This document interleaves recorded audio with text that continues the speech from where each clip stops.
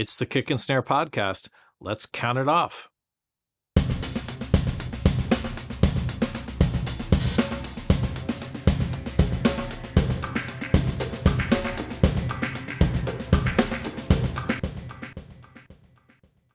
Welcome to Kick and Snare. I'm Michael Nevins, and my guest today is Molly Neuman. Molly is the president of CD Baby, a distributor of independent music, but that's just the latest chapter in her story. Welcome, Molly. Thanks for being here. Indeed. Thank you. I'm so happy to be here. Well, I'm glad to have you. I should quickly thank Josh Johnson, who helped put this together, because it took a while to find schedule things for him. And so shout out to Josh for making this happen. Yeah, thank you, Josh. And I also have to mention my wife, Kathy Nevins, who originally recommended that I have you on, and she was persistent. I told her I wanted to wait a little while until I got better at it. And she said, well, I think you're ready. I think you're ready. That's so sweet. And Kathy and I worked together, I think, 18 years ago for many years. I started working with her in 2006. And so it's a joy. I think it's one of the things that I try to connect with especially some of the challenging moments in one's career, that music has given me connections with people that have lasted decades. And, it's amazing to see people continue to thrive. And even though we, haven't worked together for a long time, it's always such a treat when I get to see her in person. And so, it's what is great about this industry. Got it. I agree with you. It's funny because I've been in and out of the music industry, and for the time I was away, I didn't always run into people because I wasn't at the same conferences. But once I started doing it again, it was very fun to pick up on some of those relationships all over again and see, some of the people that I really enjoyed doing deals with back in, 1995 or earlier. And we've all been through a lot, I think universally we have been through it in these last 5 years, these last 10 years, all the different ways. And the fact that, we are still in one another's orbit.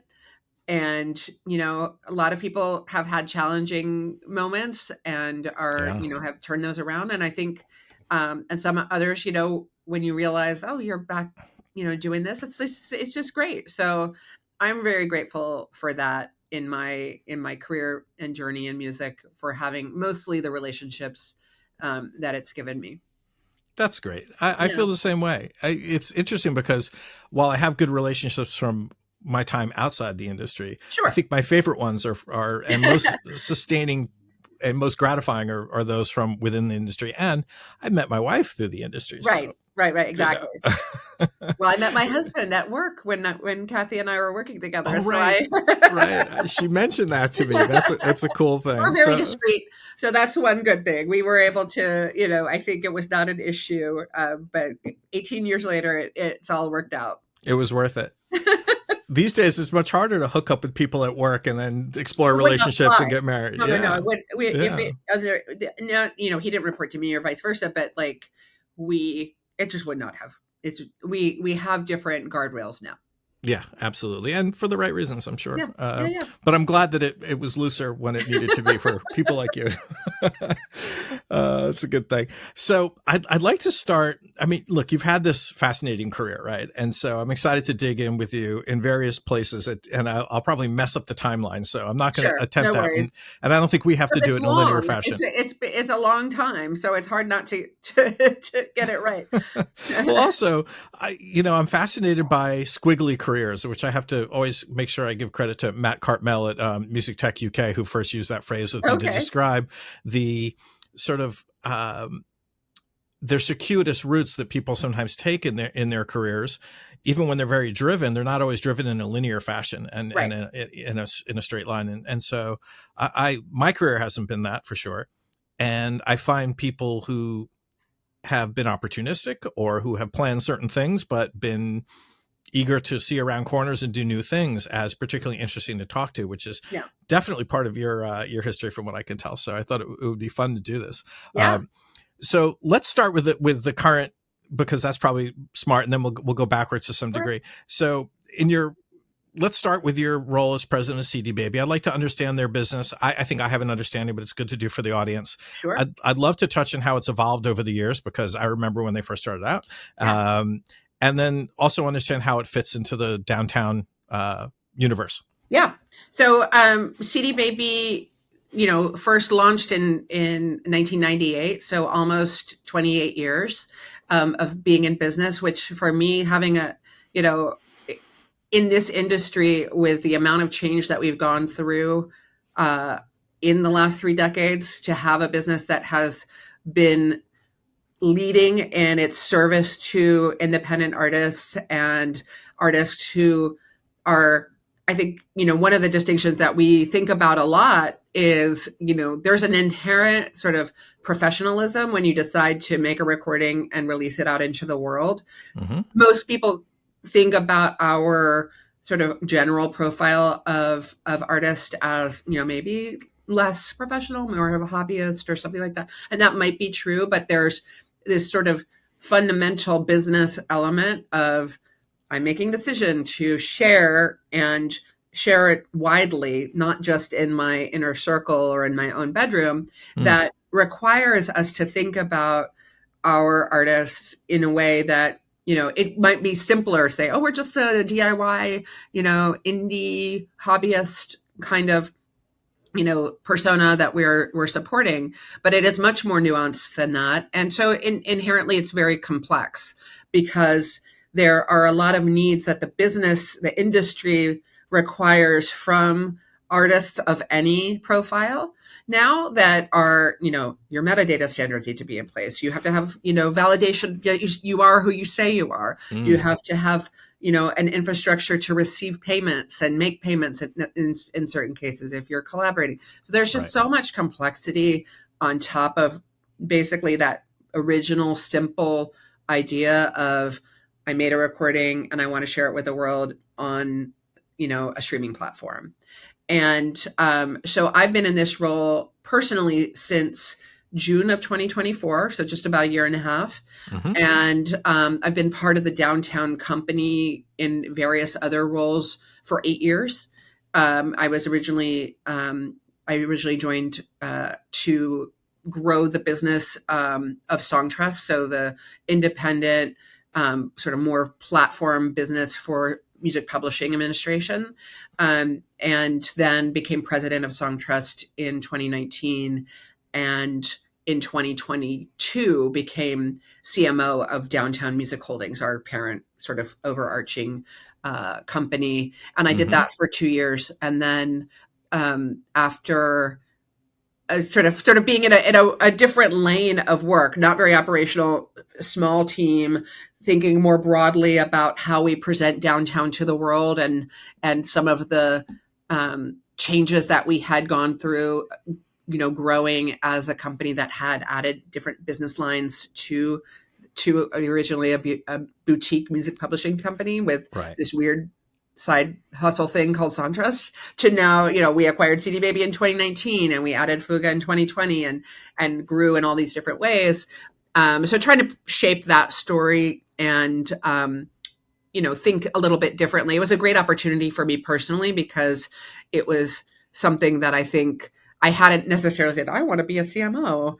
That wasn't in my bingo card. Mine either when I did what you say, right? But it was like, oh, that makes sense, because what's the actual, that's a pretty amorphous title, but it can have so many different elements to it. But if you think about it as trying to grow the value for the entire group and connecting, the dynamics and the stories and the work that we do and helping support all of our companies, that was really something that felt very compelling at the time. And then the opportunity to come back into a more operational role at CD Baby, where it's a very crowded space in music distribution for independent artists, platform experiences now.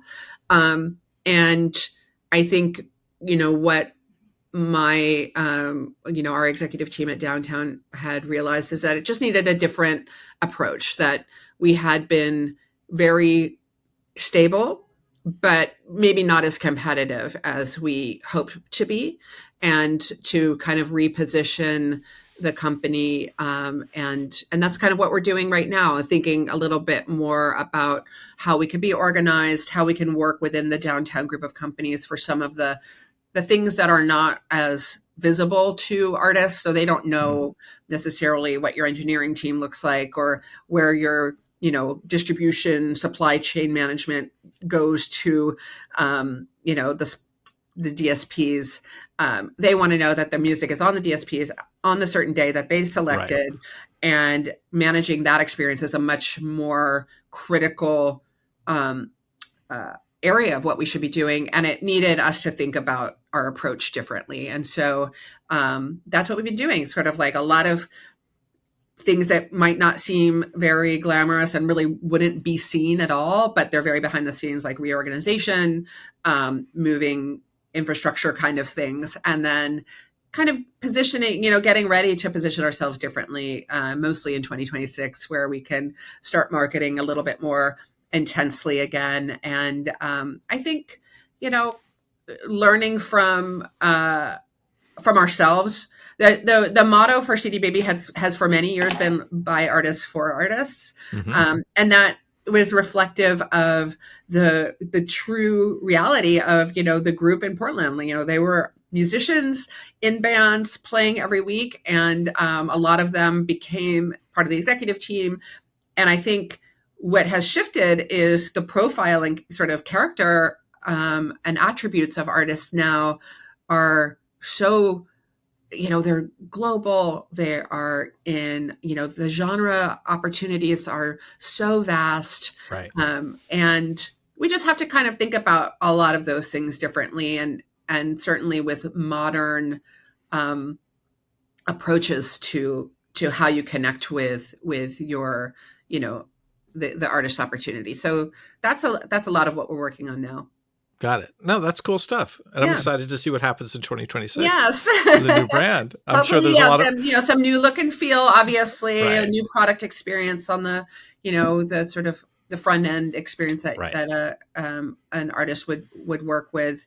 So that's all exciting stuff. When I see from something from like a design to a working prototype to a code, and it's like incredibly intuitive and pleasant, and some of the things that we get a lot of feedback on are that's not the case in some of the current flows. It's really exciting. That is exciting. I've been fascinated. I mean, it's not a brand new phenomenon, but when you're working with software that ultimately ends up in some sort of user experience that where you can get feedback on it directly, it becomes part of the brand. That entire experience is the brand. It's not just a logo and a look and feel anymore. It needs to carry through all the way through the experience of using the products. And so it's cool how branding has and user experience have sort of become more unified than they were at another time in tech businesses.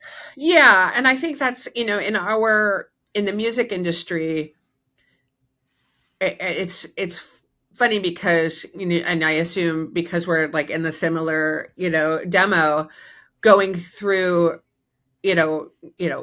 discovering music and discovering like labels in the 80s and 90s and realizing how much, the name of the label identified with a genre or sort of a whole, like think about Factory, right. or Discord or any of these other sure, certainly in the indie side it did. Yeah. And they're so validating and gave you so much confidence in the fact that, it was going to be something that you were likely to at least appreciate on some level. It might right. not become your most, your number one most favorite band, but it will at least kind of, and there wasn't so much of it. So it was a little more digestible anyway. But, I remember like in college, using either like a paycheck or some savings that I had and just sending like $120 to Discord and just getting 10 records.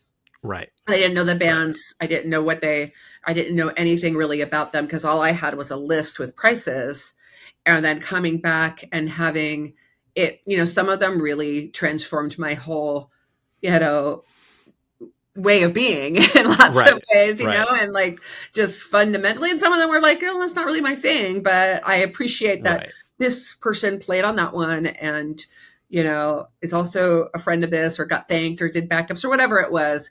Sure. And labels, now I think still sort of offer that. I that's one of my great hopes, is that in this moment of, we're overwhelmed by the volume of music, we're overwhelmed by this kinds of music, who's creating it, what's creating it, even if it's like not a human, that there is some filter that gives you that confidence with independent music labels, and they're still going strong, and they have this really strong identity. And back to branding, it's not about a logo. It's not about, there might be some logos that are so iconic that, from a Mute to a Rough Trade or whatever it's going to be. But really it's that all of those elements together that give you that confidence.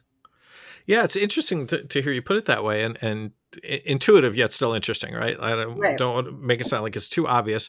I mean, certainly it became interesting to me when the major labels decided to put up online stores. Back in the days, CD stores in the first days of physical media sold online.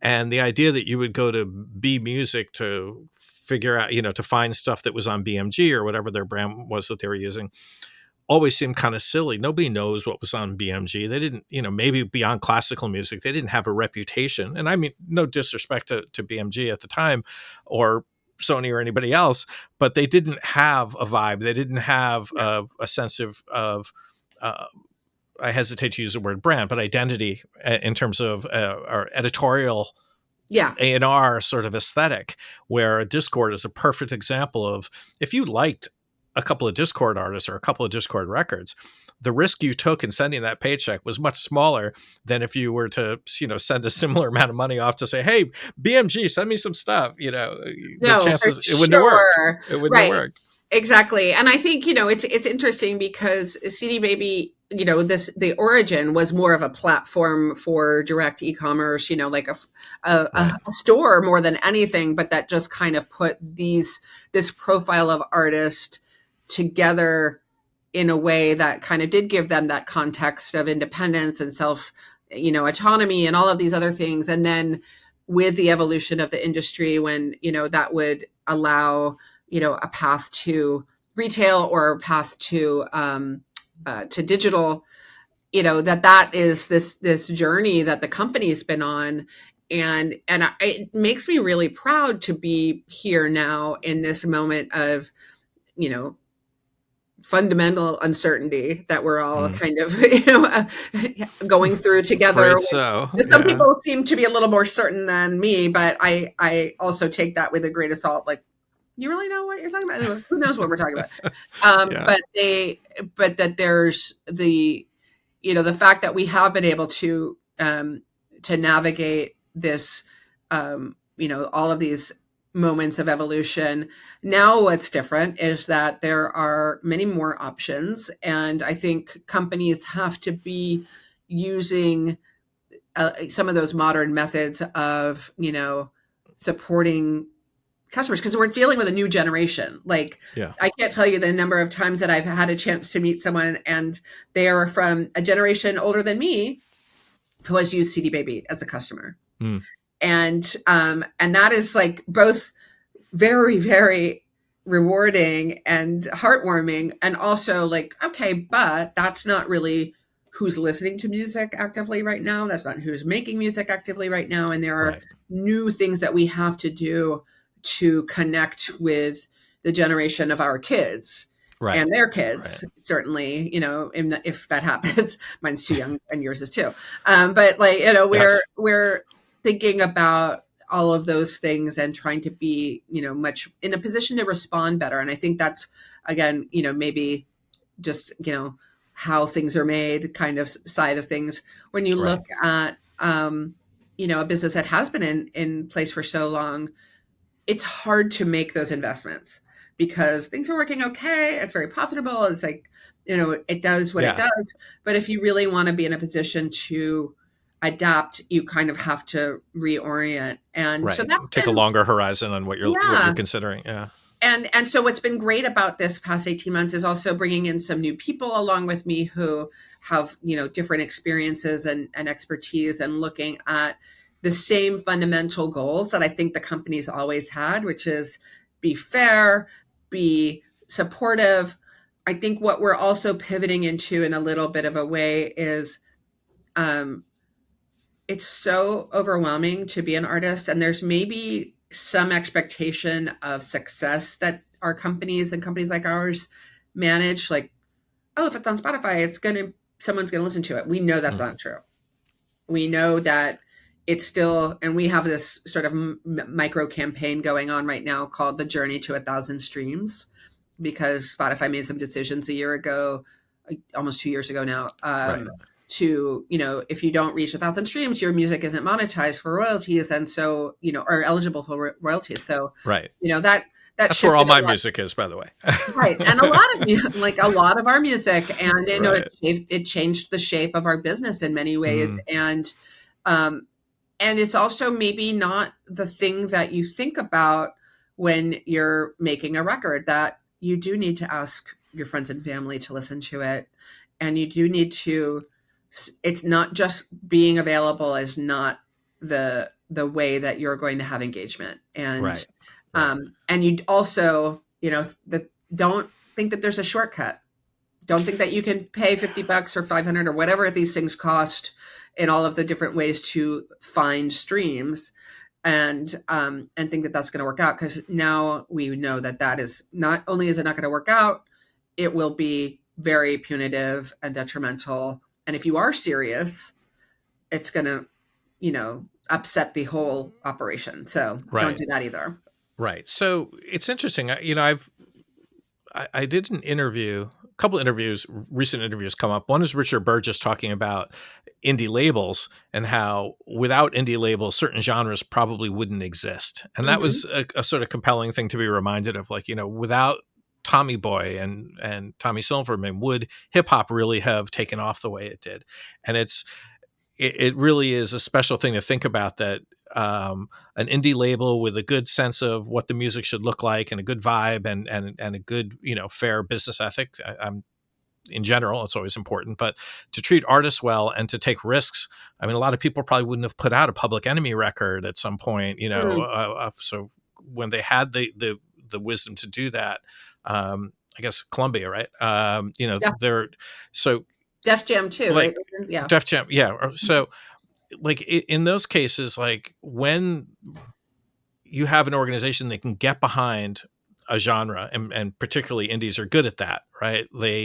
They enable something that might not exist otherwise in the marketplace, and think of what we might have missed if they hadn't, been adventurous. And so I have a lot of respect for anybody operating within the independent sector for that reason, because there's a lot, I'm a jazz fan, tremendous amount of music that wouldn't have been out there otherwise had it not had a strong advocate, at some point along the way. But I'm also thinking about these days, I play in a band and we put our stuff out and nobody listens, and that's fine. We're not here to become rich and famous. It's not going to happen. But the amount of work involved, even operating at our ridiculously small level, is huge. And this idea, now I realize, you were an artist first, right? And you did a lot of stuff to promote yourself, and we'll get into that, and to promote your band, Bratmobile, which is by far the coolest name for a band I've ever heard. So we could stop right there. It could also be the dorkiest name for a band you've ever heard, but I appreciate your take. Yeah. So maybe I'm a dork, but I think it's fucking cool. But you had to do some things, and I don't know how much of that was deliberate for the sake of the band. You were involved in a lot of things that sort of built a scene around you. And these days, and I want to talk more about scenes because I'm fascinated by that, like the elements that go into a scene or a movement happening, in a creative space. But these days, I think there's an entrepreneur I know who is building a platform to help artists who are swamped with all the ancillary content creation that they have to do in order to be able to promote their music. And that seems like a tremendous amount of pressure. You have to be inspired, create music, get out there and perform in a lot of cases, and also be a social media expert in order to get your thing off the ground. That seems like an impossibility for a lot of And artists. if you're lucky enough to have any commercial impact, then you have to have, business responsibilities and infrastructure to support that. And yeah, there is a lot. I mean, I think those things were always the case in some way or another. But yeah, I mean, our band started because we were punk rockers and Yeah. we went to shows, and we were also feminists and students. So we were studying, intentionally studying women's history and women's studies. And I was also studying sociology and ethnic studies, and sort of, so the time of in history, right, or the time of the world in the early 90s, where you're coming out of the Cold War and Middle East conflict, and Roe being challenged in those early days, Yeah. and there all of these, end of apartheid, like there's in South Africa, there's all of these different things sort of happening concurrently, and obviously we're in a very acutely tense political climate right now.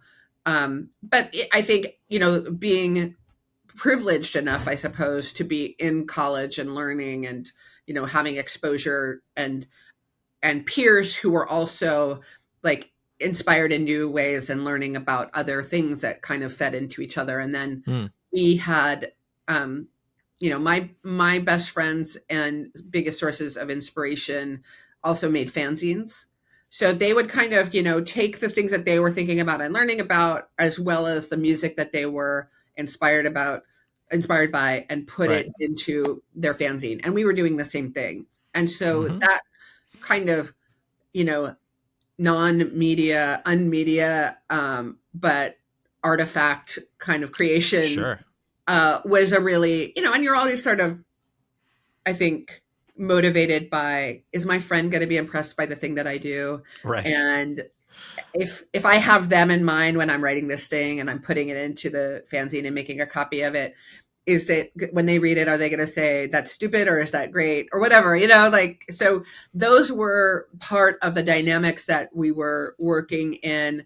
And I don't think when we decided to make the Riot Grrrl fanzine and share it with people, and that became an easy to remember, Riot Grrrl is catchy, and people, and it's easy to say I'm a Riot Grrrl, even if there are a lot of people who are like, I am not a Riot Grrrl. I don't know what that is. Please do not call me that. I'm a punk rocker, and I'm good.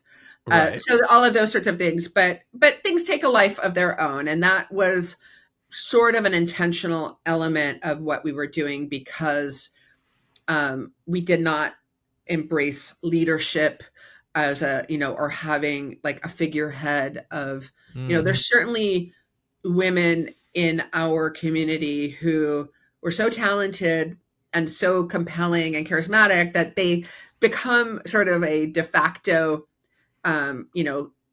primary figurehead, right? Like Kathleen Hanna is just someone that is so compelling and charismatic, and people just kind of have always been drawn to her, I think, ever since she first appeared on the scene, right, in our world. And it's amazing, and that's something that you can't really plan for. But she had no interest in being the leader, Right. I mean, I think that's just like a thing. And I think that's all that to say, maybe to the point of what you were getting at, is it was not something that was so calculated that it became that it fell in on itself. In Right. some ways it did, because it had no structure, it had no order. Girls were meeting in towns all around the world, mostly in the US, but all around the world, and calling themselves Riot Grrrls, and talking about the fact that they deserved to have safety, creativity, and space. Right.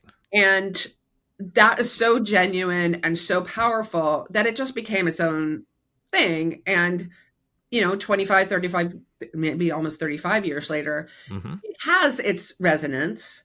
And it was not a genre necessarily in the same way of, and punk, you could argue, has so many micro Yeah. dimensions to it. You know, I it would, could be sure. a subsect of punk, Hmm. you know, for sure. But subset, but that's something that I think is really, if I was going to apply that same thought to, you know, the current challenge that artists might Please. have, Yeah. you just have to be real. You just, you know, I mean, I think that the calculation of, you know, starting a movement is almost, you know, set up to fail for sure.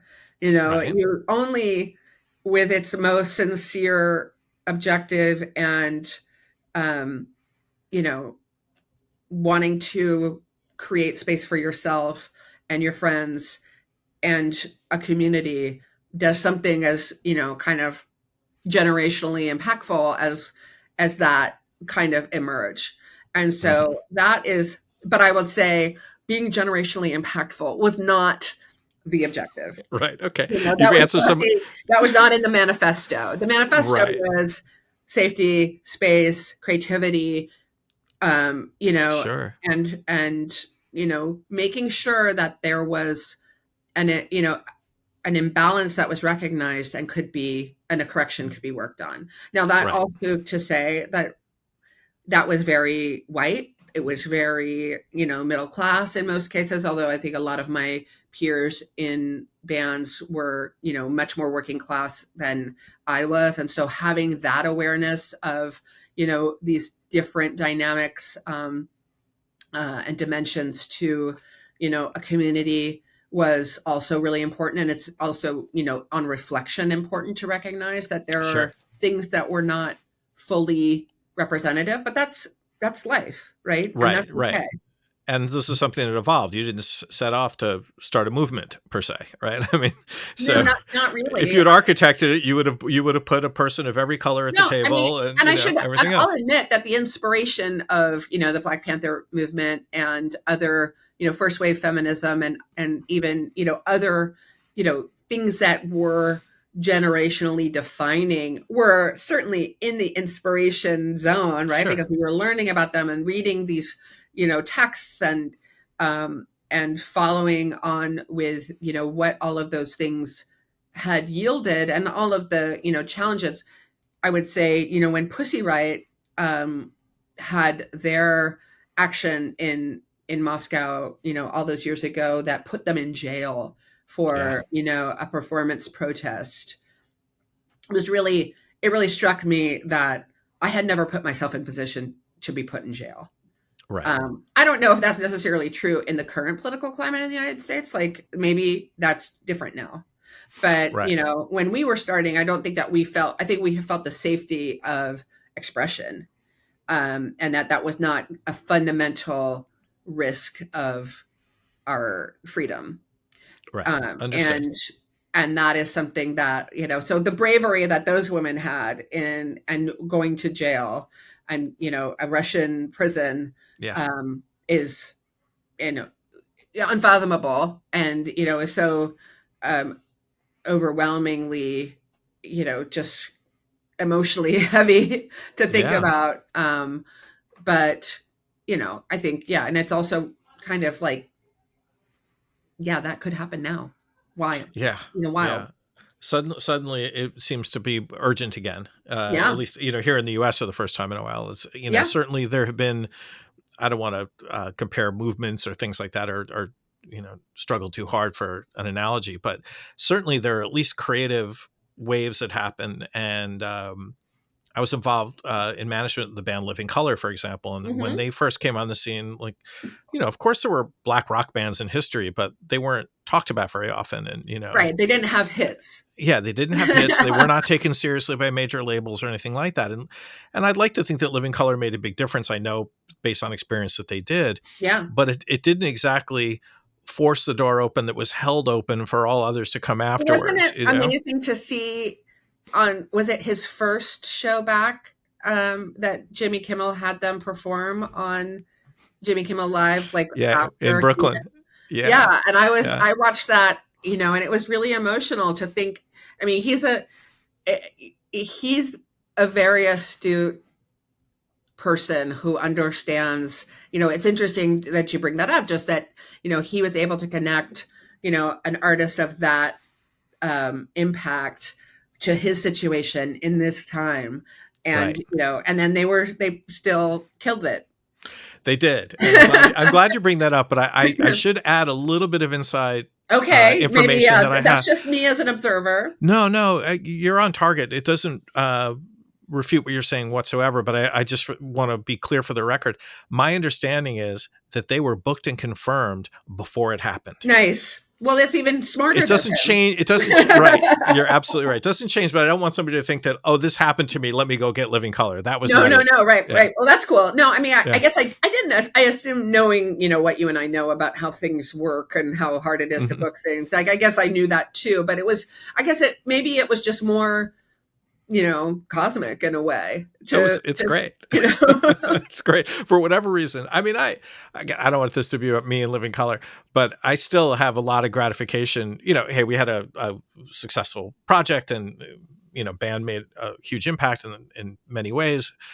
But what's most gratifying is when I meet somebody who said, "Oh, I remember the first time I saw them," or, I was a teenager and I didn't know anybody else who was playing guitar. I'm African American. I didn't know anybody else who was playing, rock songs, and everybody laughed at me. And then Living Color came on and completely validated, where, what I was doing and how I was feeling. And so I get little bits and pieces of gratification from having been involved in that. And it awesome. still makes me feel great.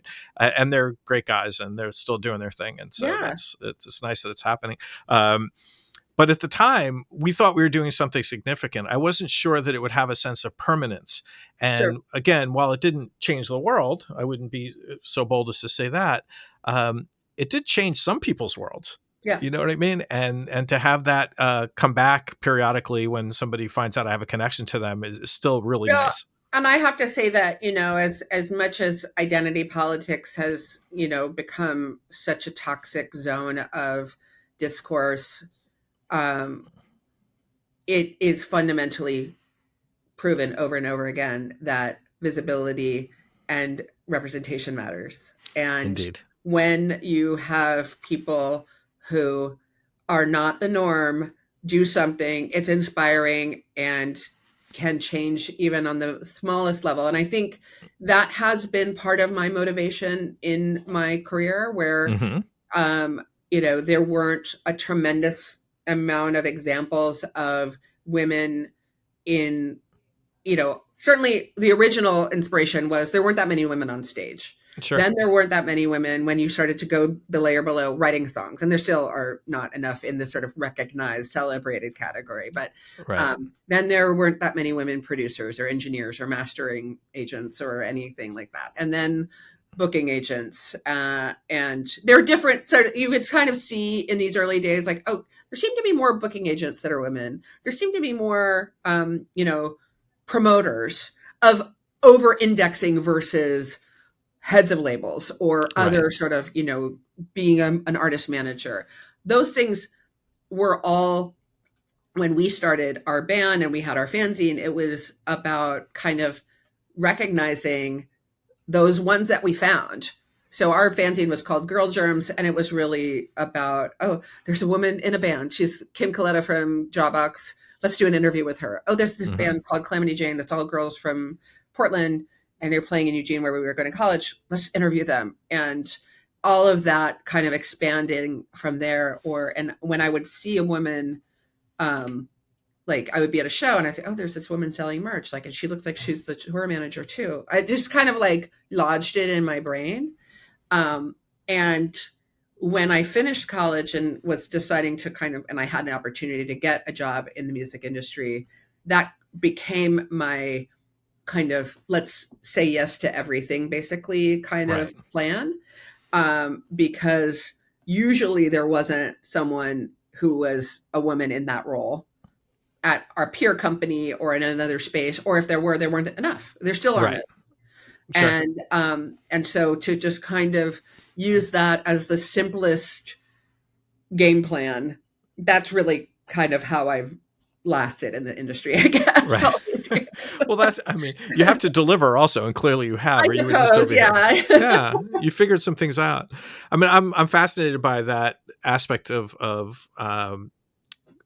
I don't want to say career planning and career management, but let's say career operation, Yeah. where, I have some quotes here where you've talked about your ability to sort of jump in and figure things out, Right. essentially. And I'm fascinated by that. That's candidly where I've gotten, just by looking around the corner a little bit and saying, "Ooh, that sounds interesting," or "Here's an Mhm. opportunity," or "This could be the next thing. It needs to be figured out. Let me jump in," and just having enough confidence, and also having in my case at least, having the support of parents who would pick me up if I failed and went broke. Right. Right. They would No, help me. I that's the wasn't going to privilege that starve.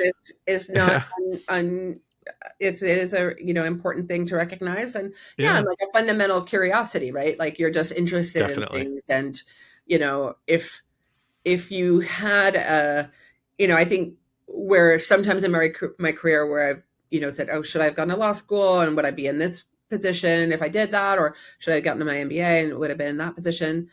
I think the freedom of not having kind of assigned a complete concrete path has served me personally pretty well. Right. Right. I do still think it would have probably been fine, or even could have been more different and interesting if I had decided to pursue something that was a little bit more Sure. specific. But the gift of not having that is, yeah, being in a position to do things that are new. And so I think the things when I look back on what's helped me grow the most, I did work at HYM for 2 years, and I was interim president for 5 months or so, right before Richard became president for the last 10 years. Mm-hmm. And CEO. And then the 2 years after that, I went to Kickstarter for 2 years, which was a completely different environment from most of the music companies that I had been at. Right. Even though I had been at some tech oriented organizations, they were still so primarily focused on music. This was not. This was, music's just one category among the 17. And they were not a startup anymore, but not quite, a full on scaled, high growth kind of enterprise. And by their own charter, were not aspiring to be that. So, it's Right. kind of different. And the exposure to, a lot of those sort of organizational elements, some of the leadership that we had at Kickstarter who were coming from wildly different environments than I had ever been exposed to. So I'm not going to say I loved that sort of that bureaucracy or Right. structure necessarily, but it was really valuable to observe and to learn from and to see, oh, in some cases, like, yeah, not for me.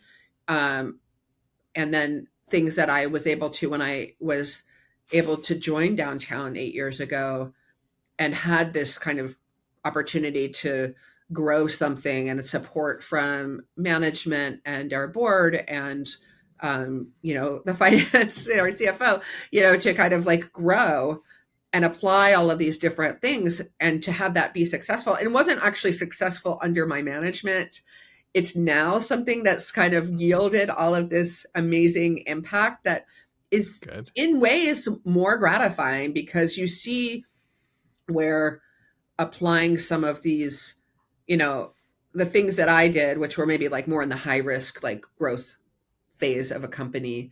And then when you kind of say, all right, we have to kind of start to tighten that up and run things more effectively. But that investment that we made in those years before now kind of took it into the zone of I like, see. wow, that company is like really successful and really doing, really well, and has gone through some of the challenges of growth where things go off the rails and sideways and then Right. corrected. And now it's sort of like as a brand in a position that's so much more, um, validating than ever. And I think that's the inspiration that I have for my work now, and in a much larger opportunity because CD Baby has, is very pretty significant business Sure. and has a lot of, incredible strengths. And so now thinking about that and optimizing those and looking at, this new generation of creators and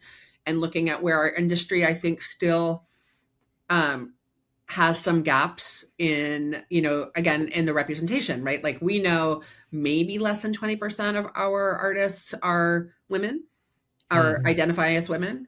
Right. And, we see more and more kids that are, girls or identify as girls who are making music. And so that to me is this like untapped, opportunity to help recalibrate and strengthen. And I think there's room for so much more. Doesn't mean that any of our business has to be like focused on women. It just means that there's like a lot more space for it. Right. So, and that's opportunity. I mean, on the business side, it's straight up opportunity, but it must be especially I'm gratifying for you to think about it. Yeah. Yeah. I can imagine you would be. Yeah. So I want to shift, if it's okay. I want to talk about you as a musician a little bit. Is that okay? Sure. Yeah. So you're known primarily as a drummer, but not exclusively a drummer. Am I right? You play guitar as well? Yeah, but I'm not very good at guitar. Yeah. Me either. I'm not a very good drummer either, but I still enjoy doing it. I think I'm a pretty good drummer. Yes, you are. Yes, you are. You have a career as a drummer. That's a cool thing.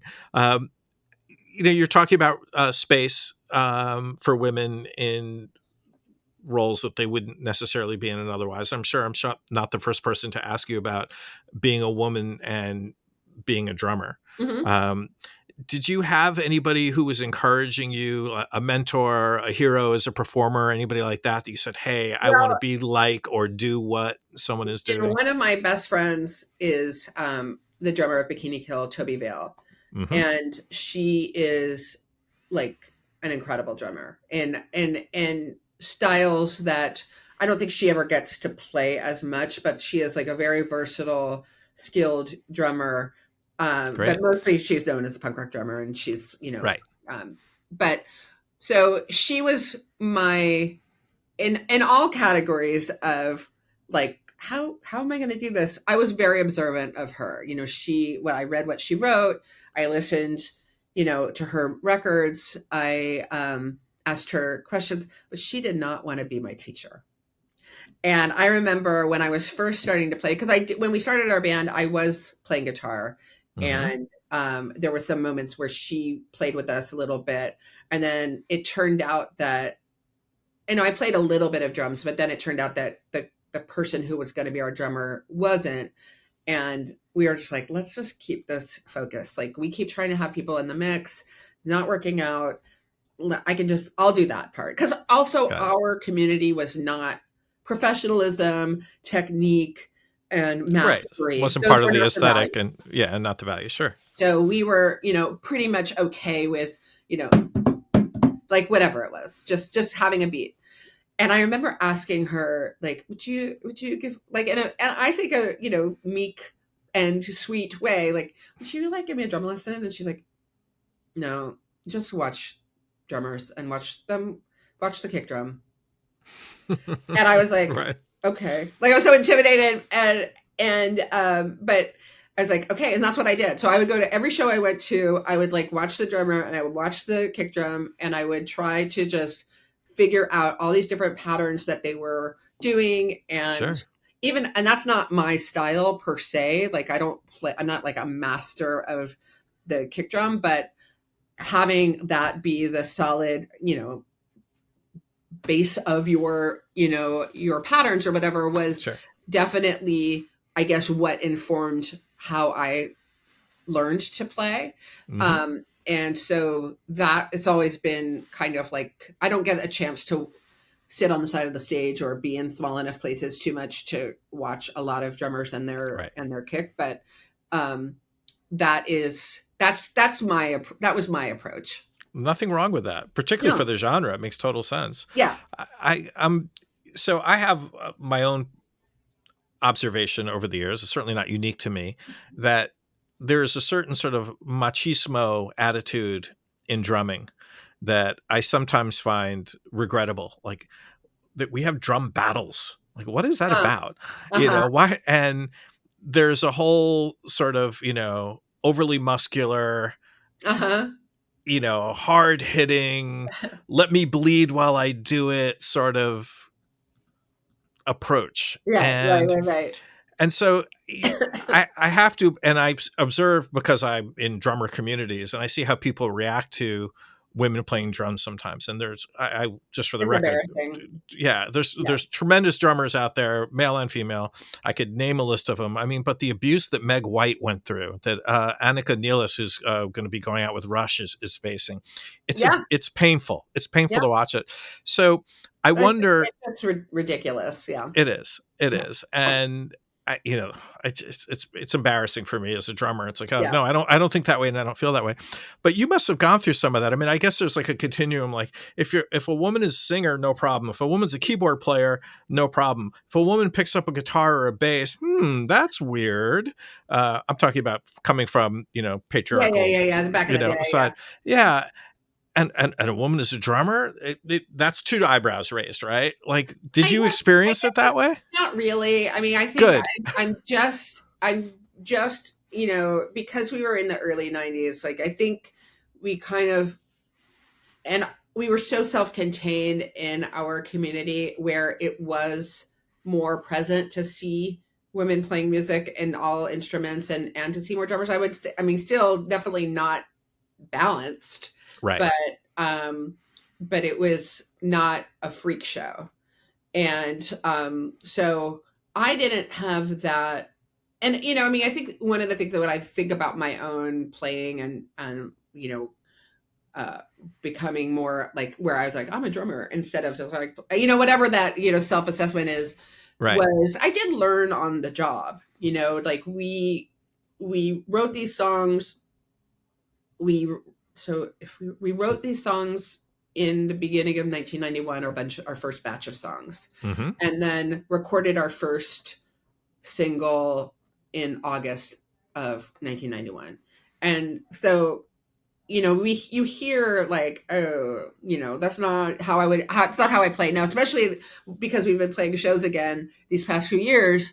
Right. Some things I modify because like, oh, that wasn't a good idea anyway, so I'll just play it totally different. And some things I'm just better and they're more solid. And so, and then you think about like because we've had these sort of phases of our band, and I had other bands too that made records, and you could just kind of hear, oh, like, yeah, I'm getting it over the course of the years, like how I want to be as a drummer. But it is kind of amazing to be in my 50s and be like, I think I'm better than I ever was. And that's pretty awesome. So, I think it's great. But I don't like to practice by myself. Like that's not a thing I do. I don't, try to, I have some aspiration of just like some learning. There's this woman you probably know, Dorothea Taylor, who's on like all over social media. Yeah. And, she's such a pro, like, snare. She's right. She's rudimentary drummer. Yeah. She knows all of the patterns, and you're just like, I mean, I just can't do that, but why not? Just it's practice. I mean, I think the thing about drumming that's true is some people literally cannot get it.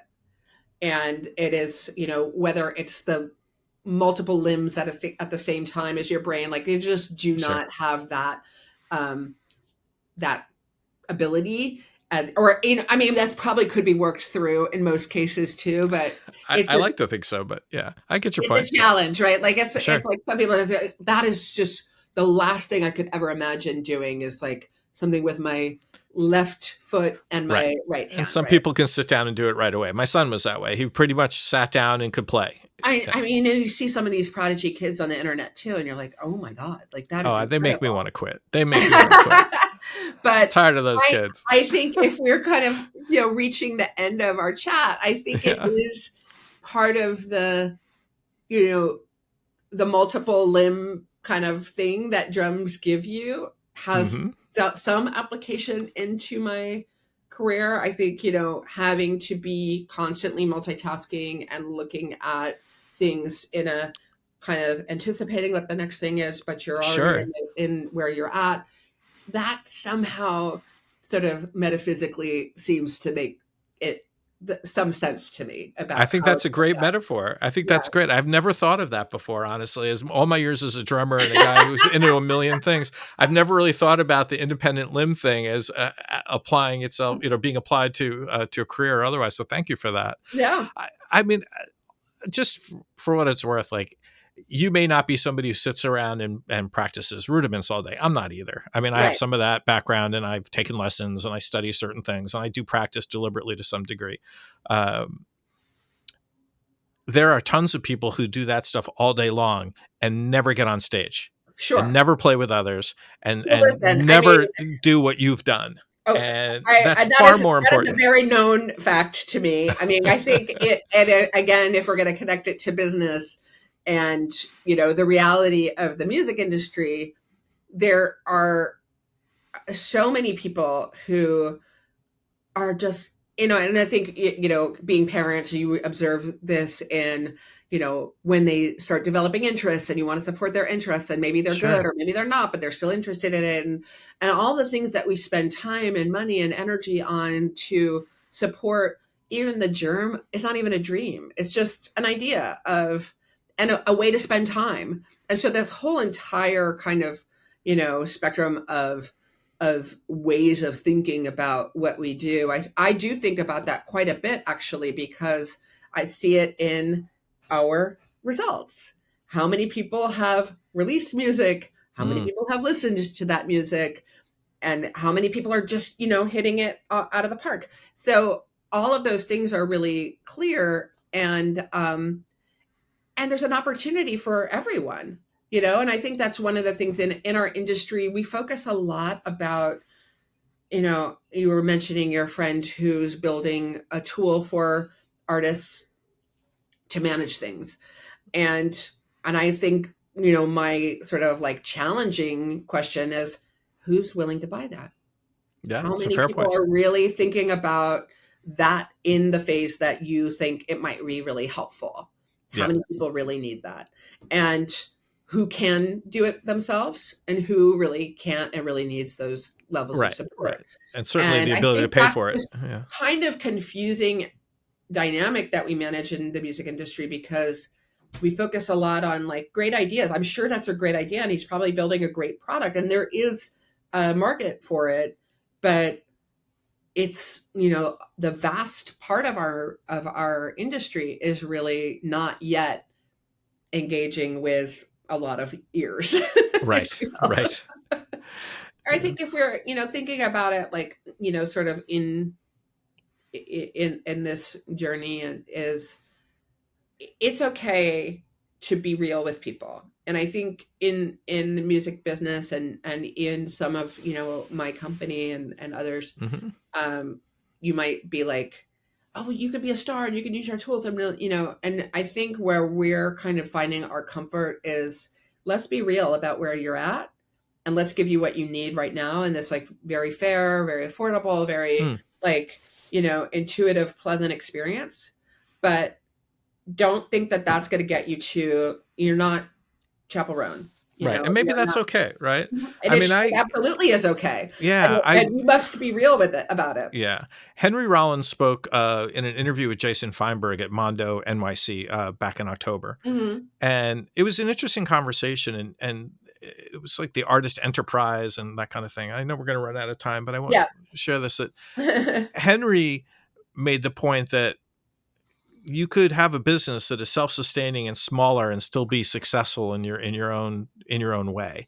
And that, be careful what you wish for. You don't have to be big in order to be successful and sustainable if you are willing to put in the effort and do things in that way. So, of course.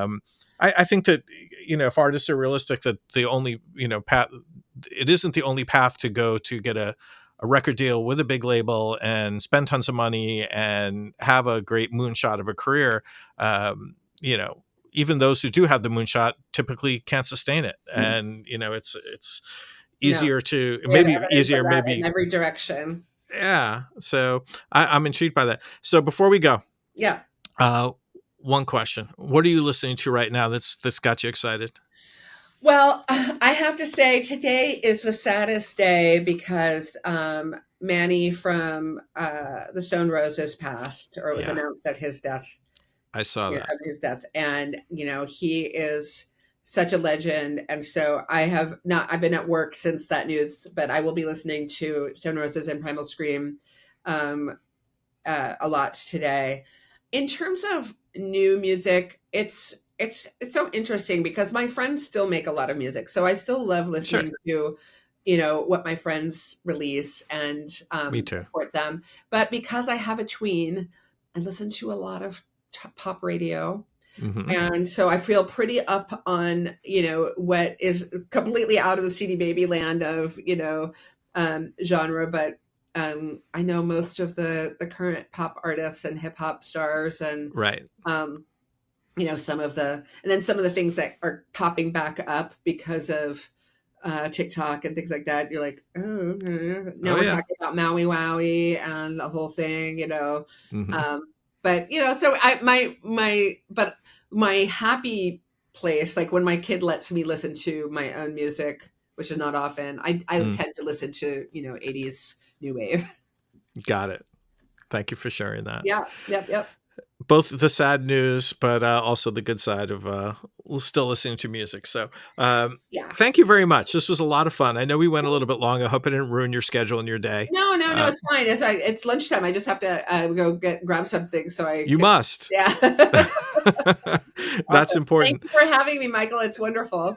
It was my pleasure. And I'll say goodbye for now, but I'll be in touch. And thank you so much for joining me. I really appreciate it. Cool. Thanks.